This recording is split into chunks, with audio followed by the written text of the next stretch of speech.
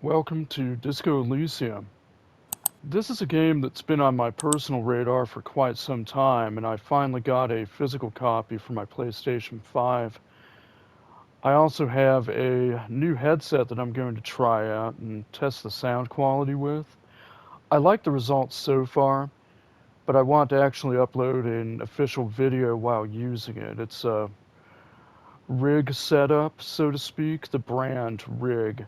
My last headset was a Turtle Beach that cost me almost twice as much as this headset, and I have to be honest, the cheaper headset is probably the better option for me.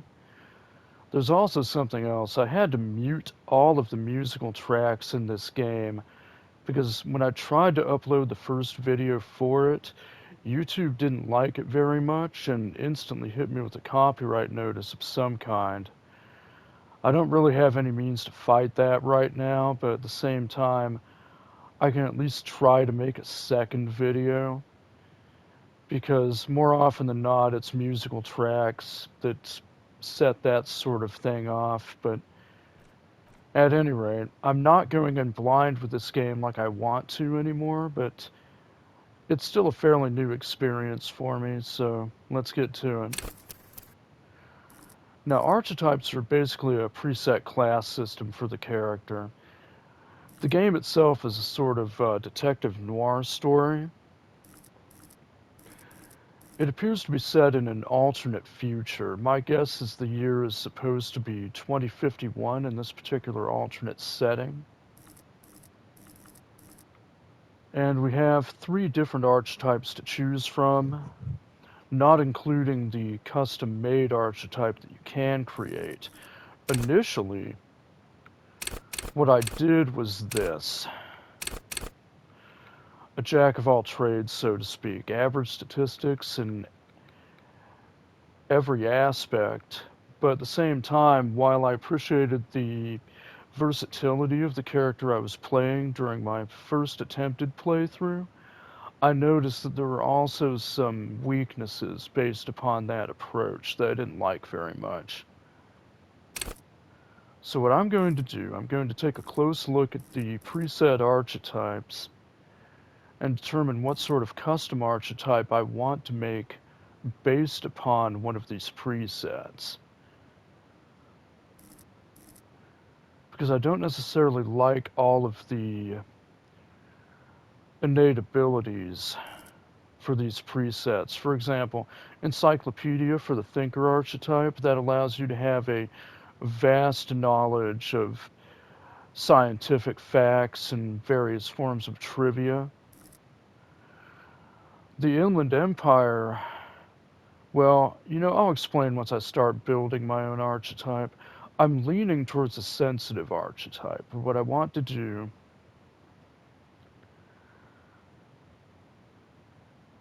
I want to lower a few of the stats and put more into intelligence. I want to keep the 5 in psychological. That's his primary strength.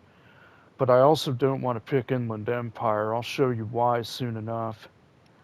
Let me just take a moment to write all of this down so I don't forget it.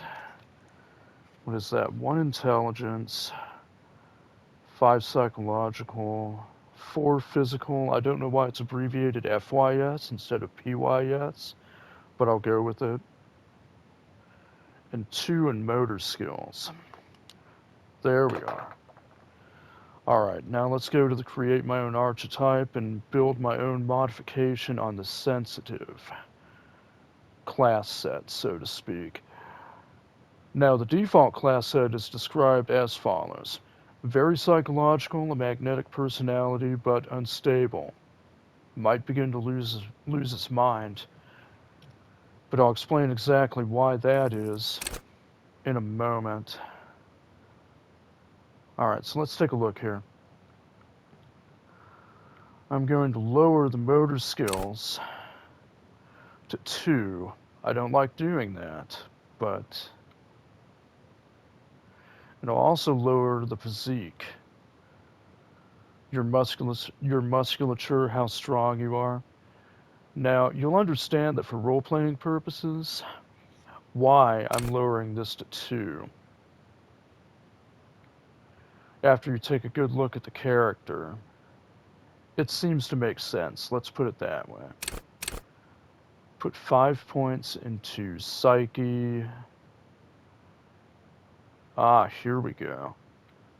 This is exactly what I was going for. An average intellect, great mental fortitude, but somewhat weak in physique and motor skills. But at the same time, when it comes to games like this, I prefer to play more cerebral characters anyway. So let's go ahead and click next. Yeah, let's go with this. Alright now. Now this is the signature skill for the sensitive archetype. Hunches and gut feelings, dreams and waking life. Which, to me, sounds a lot like schizophrenic or schizoaffective disorder. I don't like the sound of that, so instead, what I'm going to do is pick something a little bit less obvious. Esprit de Corps allows you to connect with police culture a bit more thoroughly. That's very important in working with your coworkers. Suggestion is a manipulation skill. You can charm men and women, play the puppet master, but frankly, I don't want to play an outright sociopath. Empathy is what I chose initially. Understand others, work your mirror neurons. That's a more subtle signature skill, which allows you to understand exactly where people are coming from and what they're thinking in real time, and what they're feeling as well. But at the same time, it's a little bit too subtle. It hasn't actually offered me a lot in the way of concrete results. It simply guides me to them. And sometimes, even then, you need another skill in order to achieve a goal that empathy points towards, so to speak. Volition, it allows you to hold yourself together and keep your morale up. Now, authority here, intimidate the public and assert yourself. I'm tempted to take that, but I don't know. Now, as far as intellect, visual calculus might be interesting. Reconstruct crime scenes, make laws of physics work for the law. Conceptualization, understand creativity, see art in the world. I'm not so sure about that one.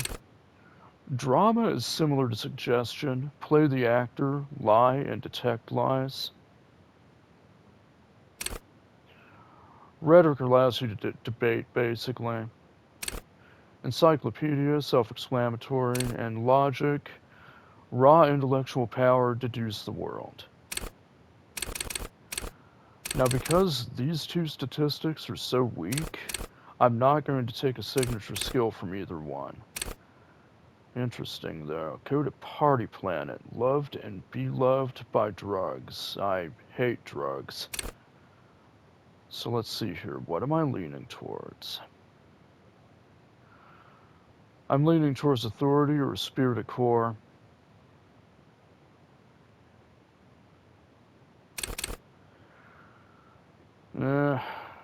While suggestion might be useful, there's a moral quandary attached to it. At least with authority, it's to be expected from a regular cop or a detective, so... Now, volition might be interesting. If you fail certain checks, environmental checks, or even speech checks with people, your morale will lower.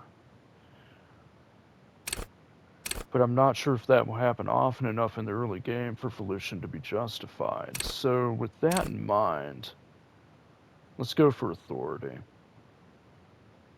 It doesn't necessarily mean he would abuse it. I wouldn't necessarily allow him to do so, because there seem to be a lot of options associated with the gameplay. I like the role-playing aspects.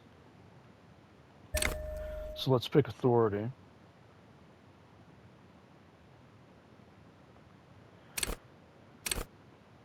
And confirm. Start game. The Furies are at home in the mirror. It is their dress. Even the clearest water, if deep enough, can drown. R.S. Thomas. That's very true. There is nothing. Only warm primordial blackness. Your conscious ferments in it. No larger than a single grain of malt.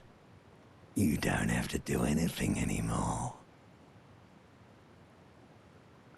This is basically a set of riddles that you respond to in your unconscious state.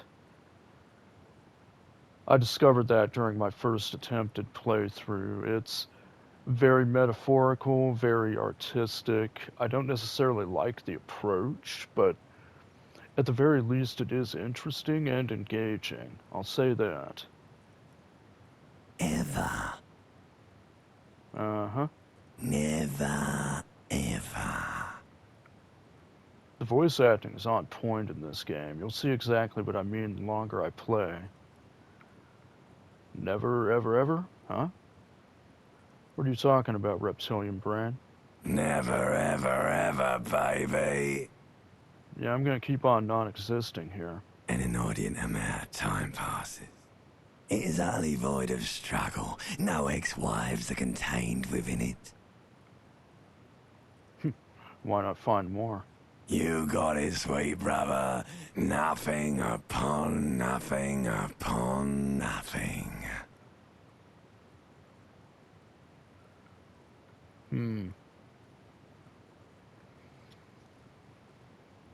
So there's two options here. I either like nothing, or how about you cough up some more of that sweet oblivion? No, let's go for something simple. I like nothing. I know you do, baby. I know. And the only other option after this is the previous second option. Coming right up, sir. Smooth passage. No. I want to get off right now. I like pain and burning light and wanting things from people who don't want to give them to me. Do you really? Sail in the inky blackness until forever ends. No, let me off the boat. Come on. You wouldn't like it if I told you what was back there. Why'd you think you had to bludgeon yourself into oblivion? Or did you not sense yourself marinating? Poured so much on yourself. Got a bit carried away, did we, Chef? I would say that he did. I think he's close to succumbing to alcohol poisoning if he hasn't already, judging from his mental state. Fear and apprehension. You should ask what's out there first.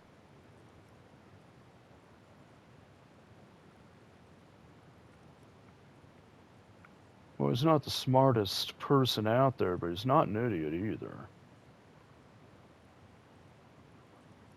Tell me, what's waiting for me? There's this giant ball there. An evil apes. And the evil apes are juking it out on the ball. You're one of them. It's basically all just evil apes juking it out on a giant ball. A metaphor for conflict and strife on planet Earth. And of course, the apes are human beings.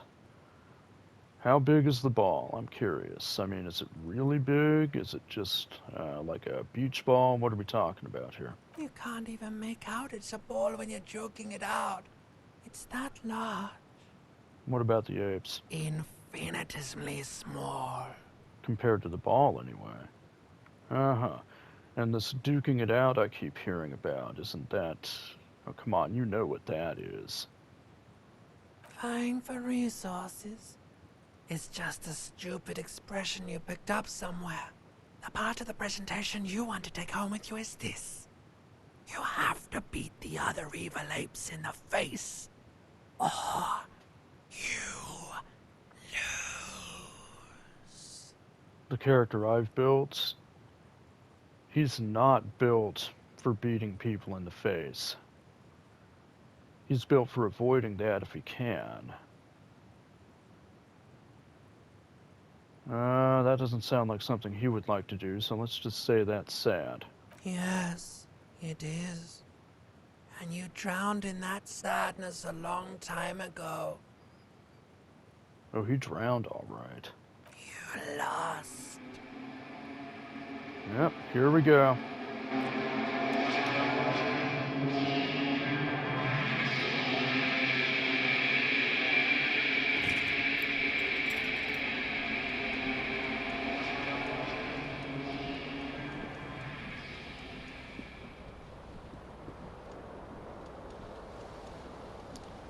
Well, aren't you in a sorry state right now? Alright, move.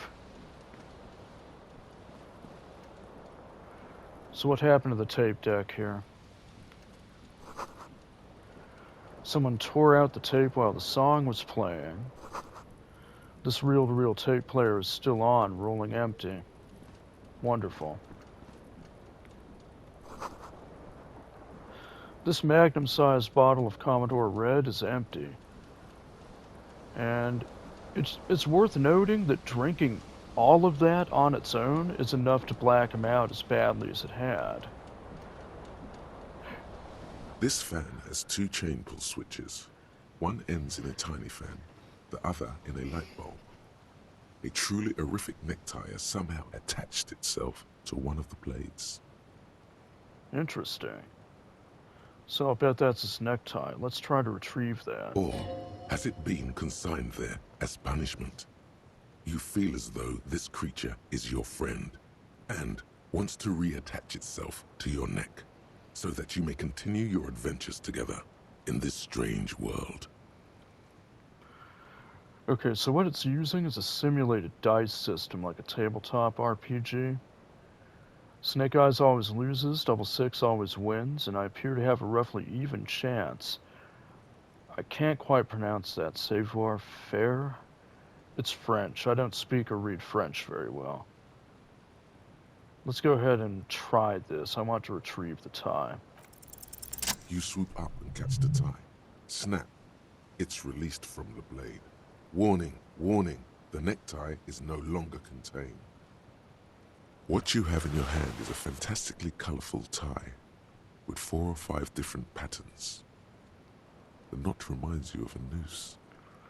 Grim. Let's leave the fan alone for now. His apartment's a serious wreck. Let's start retrieving his clothing. The first article is inside the restroom here. What about the bathtub? Bottles in the bathtub. Wine, beer, and sweet liquors. You don't say. So that's a lot of alcohol he consumed. Pick up his shirt, look in the mirror. A mirror hangs above a bent and broken sink. In a fierce discharge of masculine energy, someone has ripped half the faucet off. Nice. So he's going to have a nasty water bill sometime soon. Hot water sprays from the base and steam covers the mirror. You cannot see yourself, just the outline of a man. Well, let's wipe the mirror off. Suddenly, you realize you have no memory of the face that awaits you there, underneath the soft vapor. So wipe it away. As you slowly reach your hand towards the surface of the mirror. Abort. You clearly have not thought this through. You won't like what you see there, and you will never unbecome it.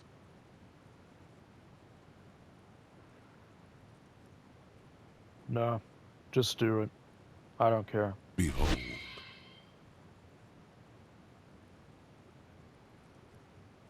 So that's bit of an oil paint portrait of the character, or an oil paint style portrait. You have no idea who this thing is, do you? Well, let's be honest, that's the face of a late-stage alcoholic. Too late. You clearly have rigor mortis on your face. Oh wait, is that an expression? Are you trying to make an expression with that face? Why?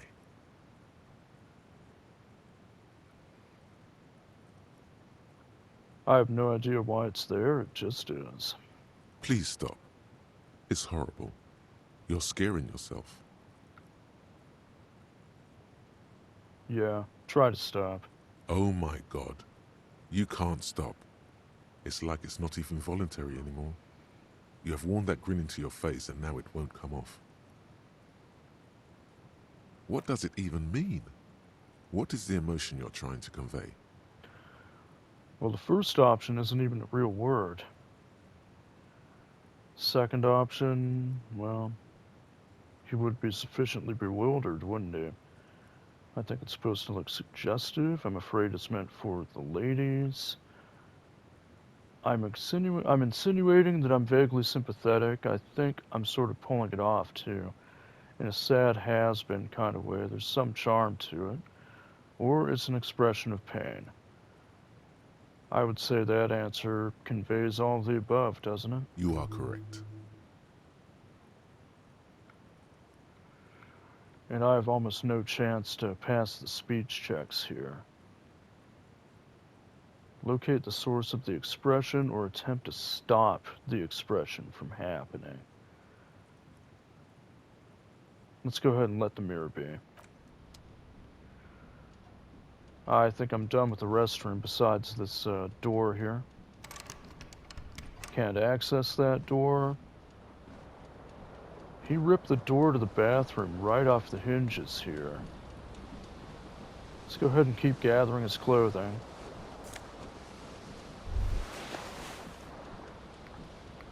You hear a jingle. Keys are clinking in the pocket of your flare-cut pants. Alright, take them out of there. It says, whirling in rags, on the aluminium keyring. There is a single key on the ring. The number 1 is etched on it.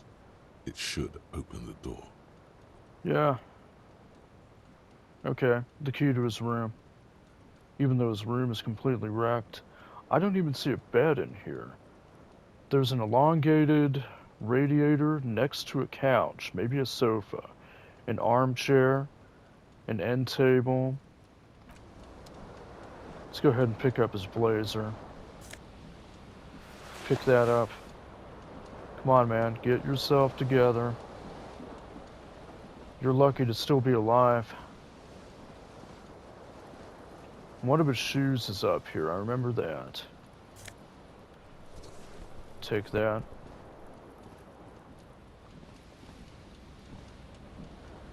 Now the window here. The window stands broken in its frame. Cold wind blows in.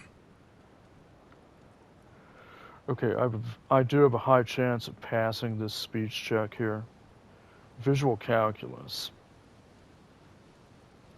Once again, simulated dice roll. Snake Eyes always loses. Double six always wins.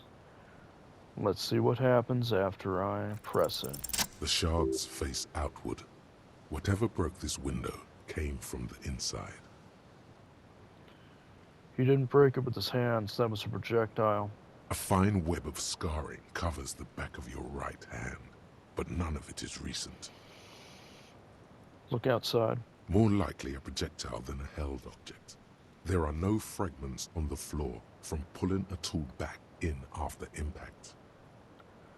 So what's the size of the impact? It is too large for a bullet, yet too small for a piece of furniture. You're looking for something heavy and larger than your fist. That's hard-pressed for a shoe. Have to be honest, unless it's a steel-toed work boot. Most shoes are actually very lightweight. He must have some very solid dress shoes on. The single green shoe you found fits the hole almost as well as your foot. It would have also been heavy enough if thrown with force. Well, that's true. That's true. There must be a pretty weak temper on the glass, too, for it to shatter so thoroughly. Congratulations. You smashed the window with your own shoe. Now you only have one. If you're lucky, you could still find the other one on the balcony outside. The door to it should be outside your room. Yeah, let's go do that. A cool wind gushes in. Your toes curl up from the cold. Alright, let's step outside. His movement speed will also increase after he does this. Come on, open that door. Another tenant's over here on the railing. Something on the table, huh? Yeah? What about it? Alright, he picked up 40 real.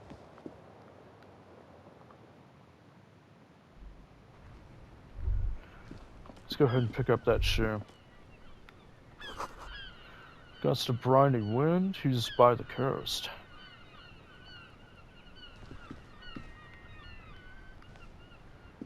It's right there, pal. There.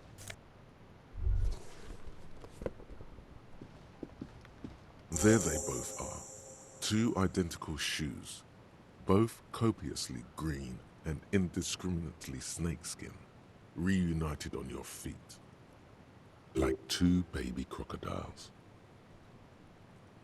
Good, they're balanced. Comfy. Feels like the only good thing about you right now, truth be told.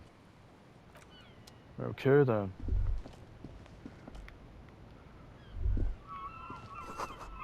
The smell of the sea makes him dizzy. Let's go back inside. Now this radio here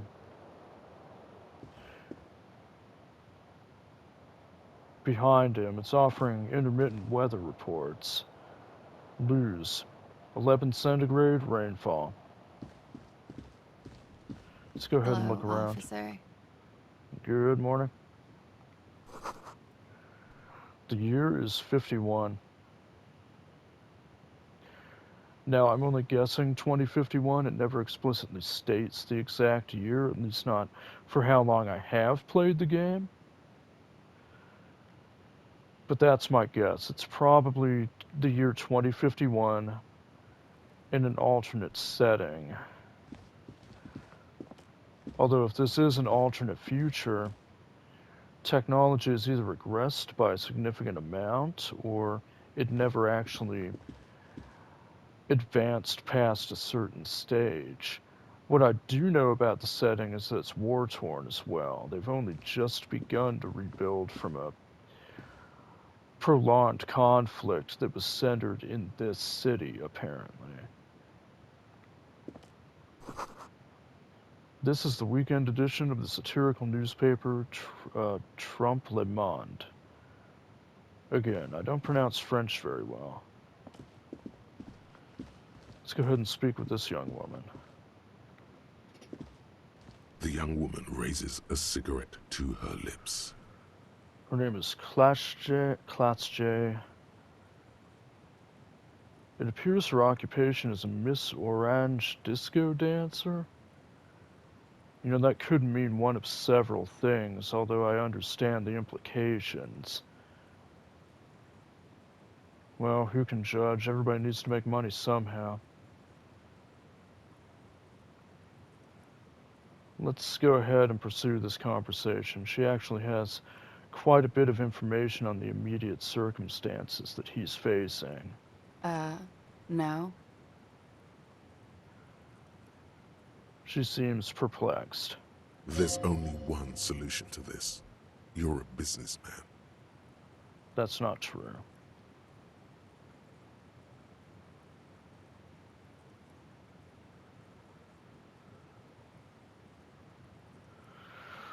No, he's a police officer.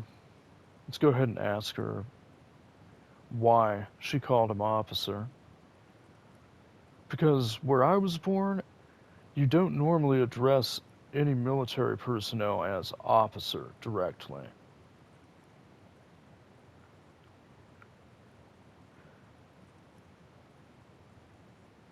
Because you're a police officer, sir. Yeah, the third option seems a tad insecure. Let's go with the first option. There's no reason to be too overbearing with her. I am, yes. Unless you've been feeding us a set of very well-rehearsed lies all this time. So how long is all this time? You've been here for 3 days. On official police business, no less. And what business is that? Couldn't say. In truth, so far, mostly drinking. So who's been drinking himself into a stupor? I don't remember being a cop or anything else, or why don't I remember being a cop or anything else? That's a question. Another question, option 2, who in their right mind would let me be an officer of the law? The third option is a suggestion. Try the expression on her. Let her know that you want her physically. That's very inappropriate. I'm not doing that. Let's go with the first one. Could it be because of the drinking? Yeah, that's a very distinct possibility.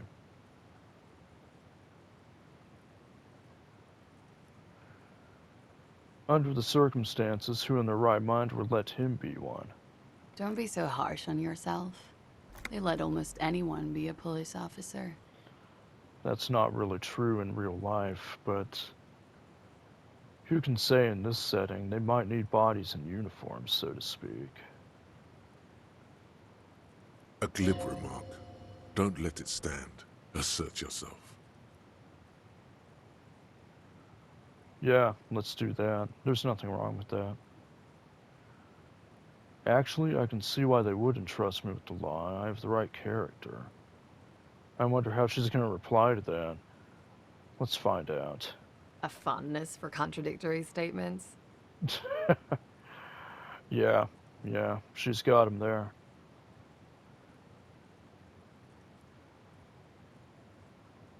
No, I had just thrown my shoe out of the window. I had deduced this from the direction of the shards. It sounds like he's just coping. This is pure copium on his part. Come on, man. You got nothing to prove to this lady. It's pretty clear that she's just trying to be reassuring. I'll let it go. Second option. Yes, what you just said. I can't come up with anything. I'm sorry. I was being glib. I'm sure you're a great cop. Well, hey. He's trying his best, clearly.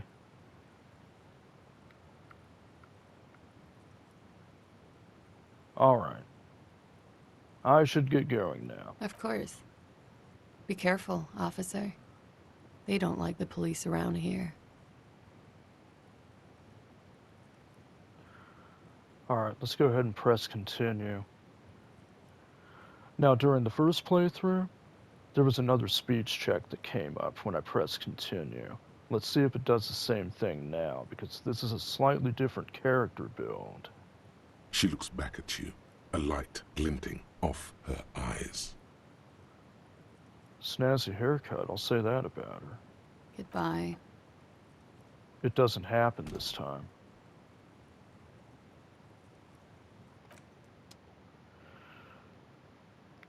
Alright then. That's that. Low to Uhu reservation, negative 22 centigrade. That's really cold. It's prompting me to look at the ashtray. It looks like she left a nice long stub in the ashtray. It's still smoking. I mean, she was in a hurry to get back inside, although she made it look like she wasn't.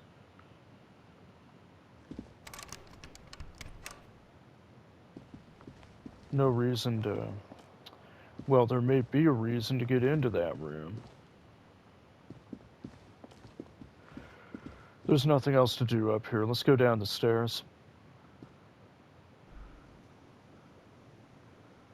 Alright, it appears to be a cafeteria area. See the guy to the left in the orange bomber jacket? That's actually his partner. There's a similar pattern on the back of his jacket as my character's.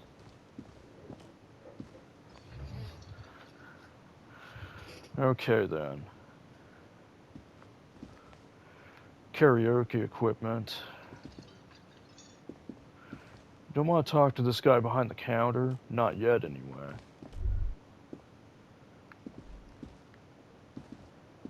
I just had a prompt come up. The soft purr of an electric juicer comes from the kitchen. Someone is working. Good to know.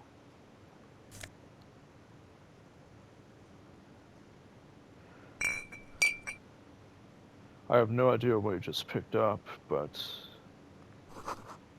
This is a water cooler. A large bubble is rising to the surface. The menu has been wiped clean. Only the word Monday is written on it. Does look like a pretty nice chalkboard, though. Also, a nice mosaic floor, somewhat worn. I do greatly like the aesthetics in this game. It's very retro-futuristic. That's the best way I can describe it. There's no reason to actually interact with the doors. He doesn't have any business back there.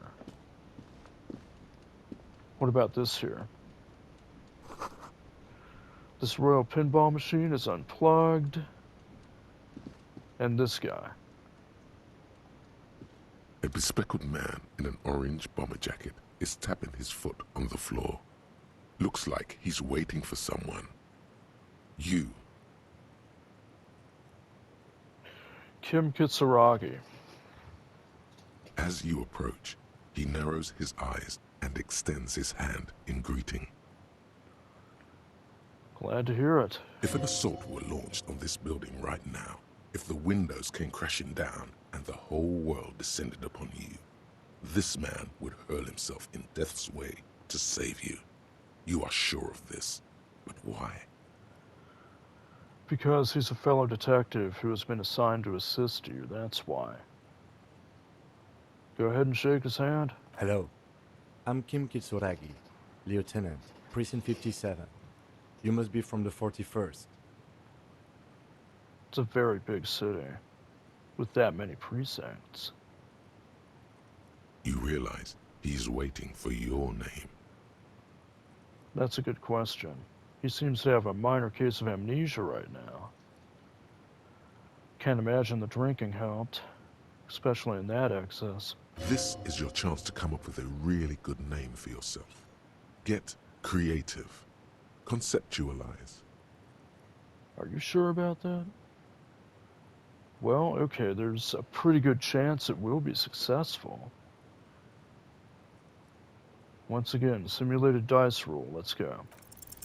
Concentration makes you squint your eyes. Your name should be deep gold and orange, like a forest fire looming on the horizon, but mixed with the stench of liquor rising from your breath. You're 2 steps closer to it, but there are still many to go. Yeah. It's not yet time. That speech check amounted to nothing, although I suspect what the caption means is that there's going to be 2 different occasions for the same speech check later on in the game, and if you pass those, you'll be able to remember your actual name. Okay then. Uh-huh. It looks like we had a little scheduling error on Sunday. Saturday too, actually. Have you had time to talk to the manager here? Not yet. No, I haven't. Then we should ask him for a rundown of the area. Get me up to speed. I understand the scene is out back, right? Yeah, it sure is. It's pretty nasty, too. It also wouldn't hurt to assure him the police are finally here. In full force, I mean. Have you mapped out the initial interviews? No, he hasn't. Let's just be as honest as possible here. Okay, we'll have time for that after we take a look at the coroner's case. Have you removed the dead body from the tree? Dead body. Now, you see, I already know about the dead body, but he might not. Mm-hmm. No, he hasn't. So, the body is still in the tree. Yeah, it's, like I said, a nasty scene. This is the first time you detect a weariness in the lieutenant's voice. It is obvious he would have preferred for the body to no longer be in the tree. Yep. Where it has been hanging for 7 days straight. We should go there as soon as we are done talking to the owner.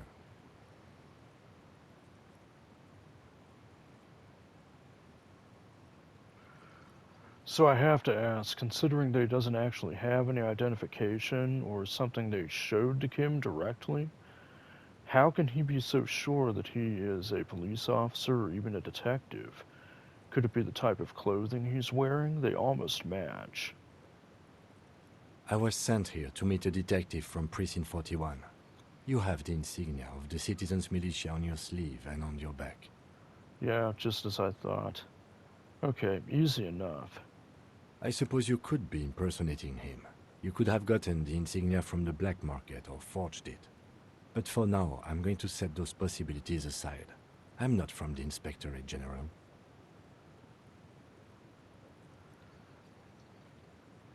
Who's the Inspectorate General? Let's go ahead and pursue this line of questioning here. Internal affairs. And I'm not them. I'm from criminal investigation. Clearly, and so am I, although I still have that minor sense of amnesia. You said insignia, Yes, but they're just white rectangles. they're not just white rectangles. They bear a halogen watermark with the letters RCM and a pattern resembling the street grid of Revachol West. Alright, that answers that. I would ask you to step into the headlights of my motor carriage, but again, it's none of my concern. I just need you to do your job. Now here's the real kicker. He's missing his badge. Shouldn't I have a badge or something? You mean you don't have a badge? It was not on me when I woke up. Losing your identification card is a serious matter. My vehicle has a shortwave. You can use it to report your badge missing. I would advise you to locate it as quickly as possible. But getting the body down should still take precedence. Yeah, that's true. Let's go ahead and get on with this. Fifth option. After you, officer. Lieutenant Kitsuragi is now in your party. You can talk to him whenever by interacting with him. Okay. Let's go ahead and speak with the cafeteria attendant. You see, with this game, I can't really turn the autosave off under certain circumstances. That's a little bit annoying to me, but it's easy enough to manage. I'll delete what I have to later. Let's go ahead and talk to the cafeteria attendant. A man in his late 20s with a thin, unimpressive beard notices you approaching. He drops the ledger he was holding and turns to the lieutenant. Could he be irritated with you? He avoids eye contact altogether, like you're not even there. Yeah, he's definitely irritated. Mr. Gart, right? You run this place. Yes. Yeah, he's not having a good morning.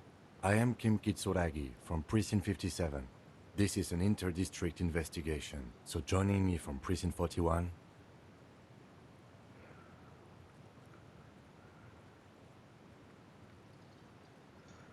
What is gold and orange like a forest fire but smells like liquor? No. No reason for a riddle. Say nothing. Right. Now, I know it took us a while to arrive at the scene. It also took you a while to call us and report the dead body. It was you who placed the call, yes? Actually, it wasn't. No, I only just got here. It was probably Sylvie who called you. She usually works the bar here. I'm only temporarily taking over her duties. Okay, then. Do you have her number? As a matter of fact, I do. Okay, so he just handed Kim Kitsuragi a slip of paper with Sylvie's number on it. I'm glad I have this guy with me. You said you just got here. From where? Are you a local? What, of Martinez? No. I live in Jamrock. I only sometimes come here to keep an eye on the place. This is just one of the many, many cafeterias I manage. Yeah, fair enough. He's a busy man. And my detective here just ruined his room in the midst of a very intense bender, so to speak. But you still know your way around, yes? In case we need directions.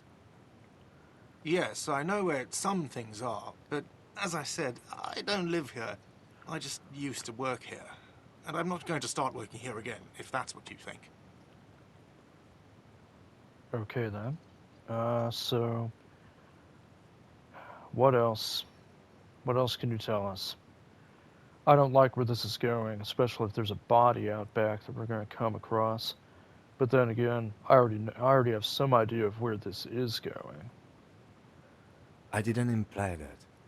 Detective, Yes? I have everything. You?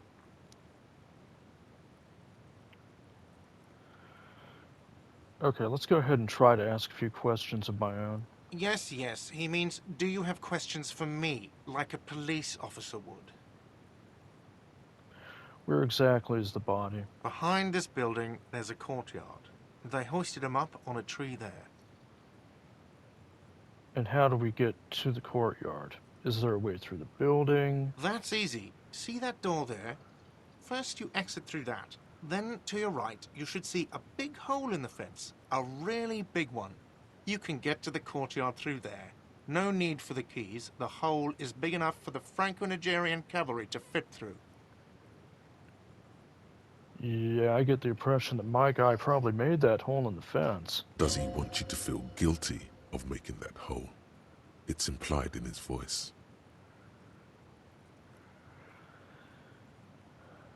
So does he know at all who killed the man? Does he have any knowledge of who the perpetrators were?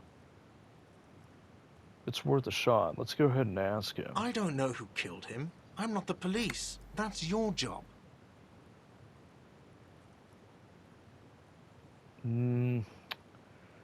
He's not the one who killed him, I don't think. We can always come back to that later. There's no reason to spook him with the first question. So let's go to the next line of questioning. If he does turn out to be the murderer, it's better just to keep him feeling secure and in one place.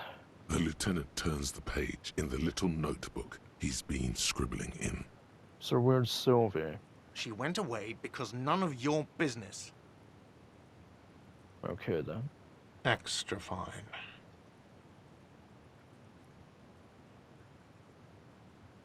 So is he Well, that's an obvious personal question on the behalf of my character. Is he the bartender? Does he have any drinks? No, I'm not the bartender. I'm the cafeteria manager. Good to know, good to know. He's very animated all of a sudden. This is clearly a touchy subject for him.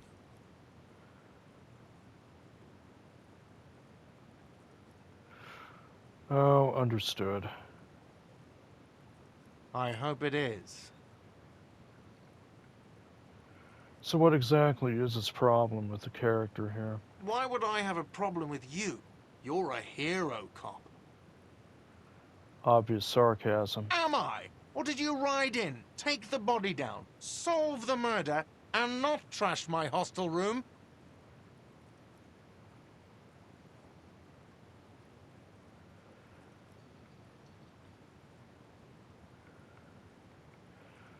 Can't blame the guy, actually. And you know, this is a really nice hostel. In my experience, hostels don't actually have individual rooms for people. They're always communal rooms with bunk beds and a series of small furniture pieces. It's really nice for a hostel. It's more like an apartment building or a hotel. But then again, I imagine there's multiple types of hostels out there. Number 3. The build that I made is supposed to be authoritative. So even if it is unfounded, let's go ahead and try to assert his authority. Oh, it's not.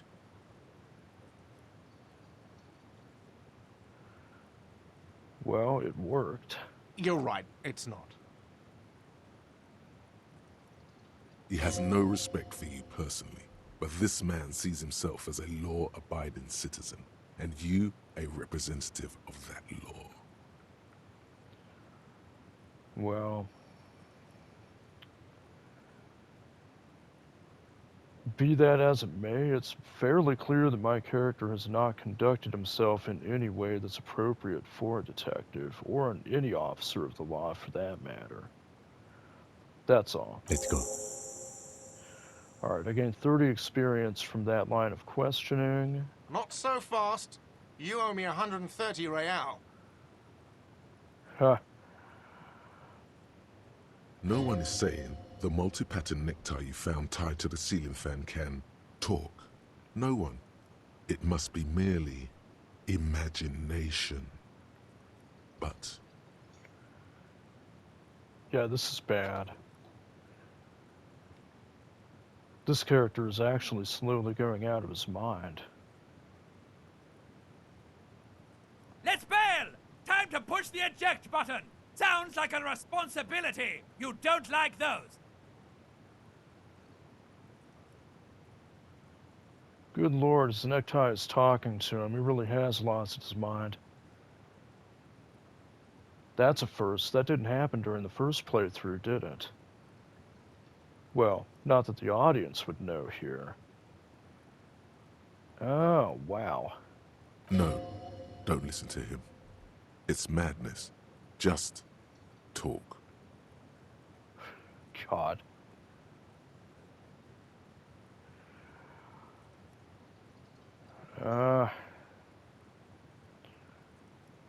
Try to slip away unnoticed. No, don't try that. It's only a low chance of success. This isn't the nice way to approach it at all, but the third option is more in character, so... Oh, you don't owe me shit. Well, officer, you're right. You don't owe me shit, you owe me money. Uh-huh. We do not need to assert ourselves here. We only need instructions from him. This is the proprietor, remember? No, he called me a...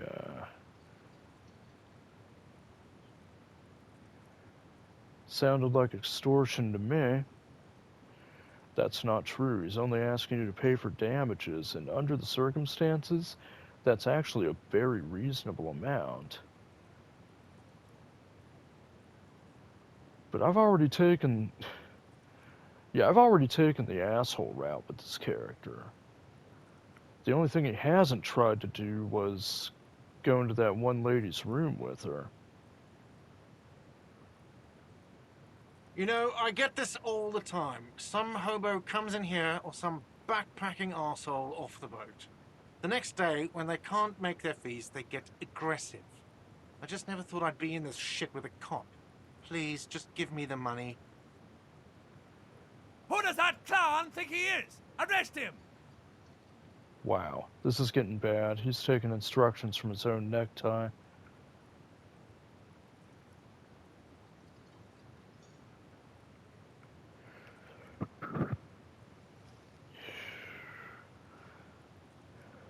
Don't arrest the guy.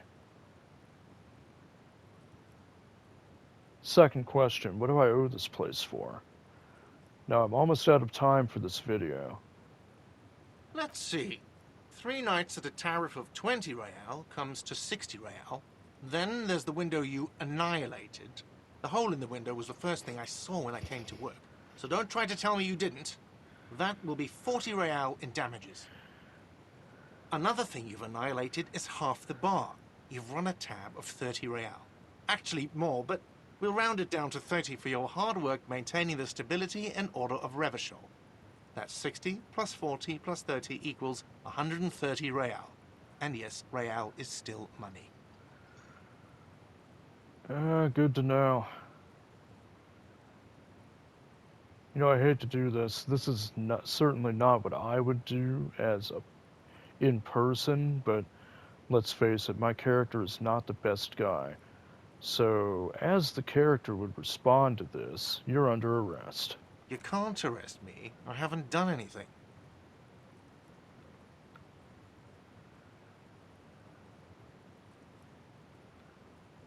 Let's try the speech check.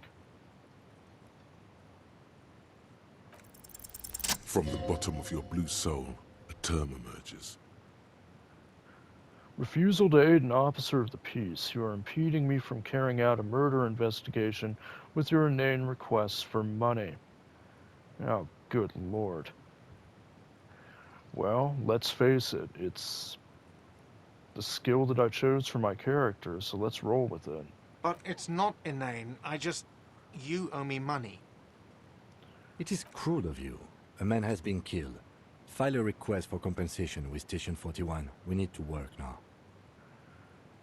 Alright, at least Lieutenant Kitsuragi is backing me up on this. Okay, you'll only have to pay for the window. And the drinks. That's 70. I'll get the rest from your stupid station.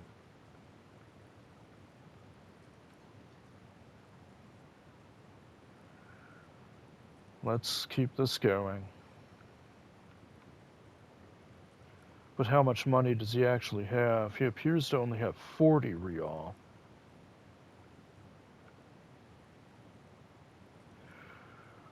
Goodbye and thank you for your cooperation. Just leave it be. You have to pay something. Don't thank me. You still owe me 70. If you don't have it by tonight, I'm not letting you back up there. Well, that's simple enough. I need to come up with at least 30 more real before the end of the day. Otherwise, he's going to refuse access to my room. That's fair enough. Let's call that negotiation a price then, albeit a very inappropriate one under the circumstances. That's enough now, sir. Good day. Good enough? Okay, By the way, where is home? The address is coming up blank, and this place sure isn't it. Does he even have one? But you've been at this hostel cafeteria for only 3 nights. Where were you before? You had to be somewhere. Marvel Hill. Why did you say that?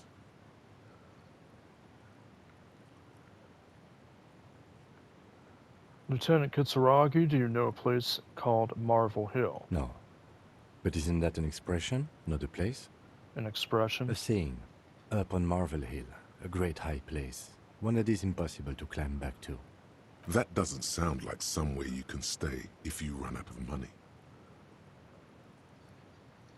Could I trace the way back somehow to the exact street? You can try.